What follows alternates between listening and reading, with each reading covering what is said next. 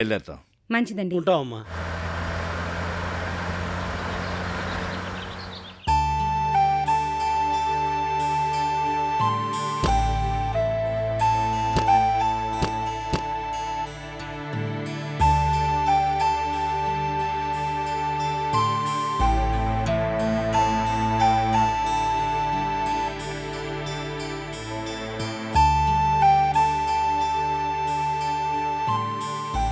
కృష్ణ, అందరికి టీ పట్టుకురా.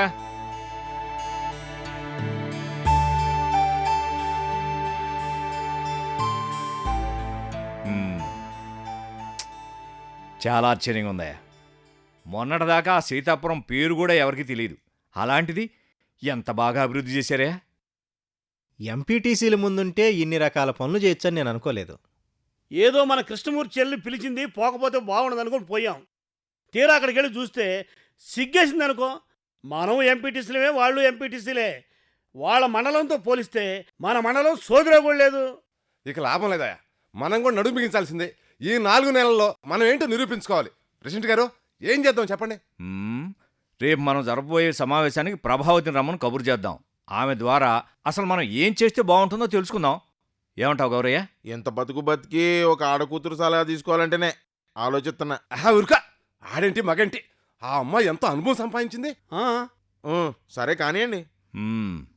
కృష్ణమూర్తి, రేపు 10 గంటలకు మన సమావేశం. ప్రభావతిని రమ్మని కబురు చేయి. అలాగే.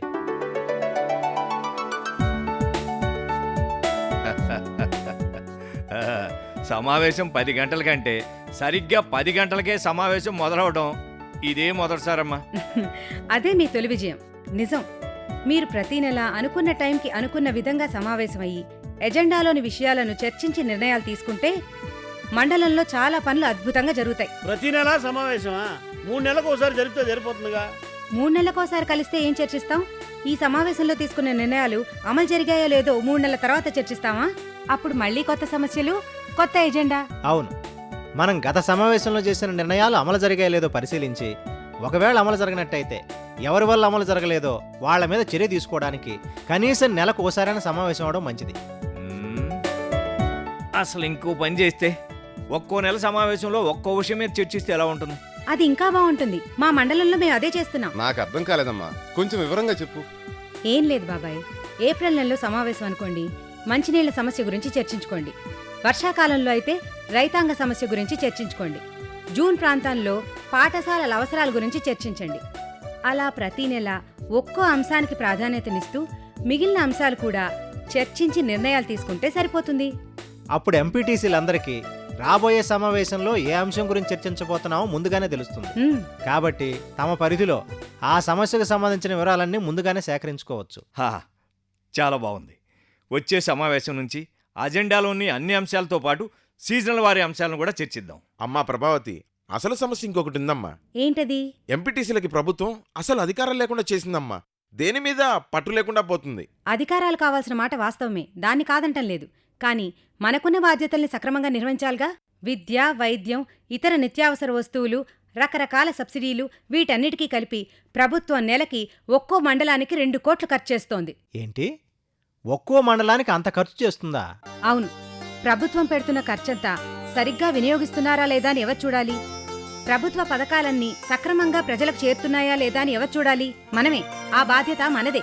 మనం గనక నిజాయితీగా, జాగ్రత్తగా పనిచేయకపోతే ప్రభుత్వం పెడుతున్న ఖర్చంతా బూడిదలో పోసినట్టే. ప్రభుత్వ పథకాలు సక్రమంగా అమలు జరుగుతున్నాయో లేదో మనకెలా తెలుస్తుంది? వెళ్ళండి, మీ పరిధిలోని గ్రామాల్లో టీచర్లు స్కూళ్లకు సరిగ్గా వస్తున్నారో లేదో చూడండి. వ్యవసాయాధికారి ఎన్ని రోజులకొకసారి వస్తున్నాడో గమనించండి. మీ గ్రామాలలో ఎవరెవరికి రేషన్ కార్డులున్నాయో ఆ రికార్డుని పరిశీలించండి. అందరికీ నిత్యావసర వస్తువులు అందుతున్నాయో లేదో తనిఖీ చేయండి. ఎక్కడ ఎలాంటి లోపం జరిగినా వెంటనే రాతపూర్వకంగా కంప్లైంట్ ఇవ్వండి. తప్పు చేస్తున్న వారిపై చర్య తీసుకునే విధంగా మీరంతా కలిసి ఒత్తిడి చేయండి. మేం మా సమావేశాల్లో పనులను 2 రకాలుగా విభజించి చర్చిస్తాం. డబ్బుతో అవసరమున్న పనుల కోసం ప్రణాళికలు, బడ్జెట్లు తయారు చేసుకుంటాం. డబ్బుతో పెద్దగా అవసరం లేని పనులు వెంటనే అమలు చేస్తాం. దీనివల్ల మండలంలో సగం సమస్యలు పరిష్కారం అవుతాయి. మా అనుభవంలో మేం తెలుసుకుందేంటంటే, ఎలాగైనా ఈ సమస్యను పరిష్కరించుకోవాలి అని అనుకుంటే ఖచ్చితంగా ఆ సమస్యను పరిష్కరించుకోగలం. అమ్మా ప్రభావతి, నువ్వు చెప్పేది వింటుంటే మాలో ఎక్కడ లేని ఉత్సాహం వస్తుందమ్మా. చూడండి, మీ అందరికీ నేను చెప్పేది ఒకటే, ఇక మీదట మనం జరపబోయే మన సమావేశాల్లో అనవసరమైన విషయాల గురించి, వ్యక్తిగత విషయాల గురించి చర్చించడం మానేద్దాం. మన మండల అభివృద్ధి కోసం మనందరం కలిసి కృషి చేద్దాం. ఏమంటారు? అలాగే చేద్దాం. హా.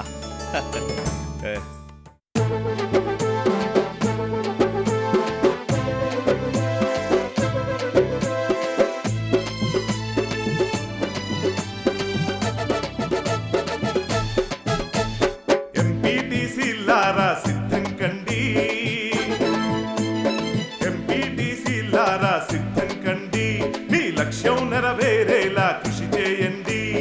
పంచాయతీ జిల్లా పరిషత్తుకి వారధులు మీరే, ప్రతి పల్లె పల్లెలో పంచవర్ష ప్రణాళిక సారథులు మీరే. మీ 5 ఏళ్ల పాలనలో అద్భుతాలు ఎన్నెన్నో చేస్తూ విధిగా ప్రభుత్వ నిధులన్నీ సద్వినియోగం చేయండి. ఎంపీటీసీలారా సిద్ధం కండి, మీ లక్ష్యం నెరవేరేలా కృషి చేయండి.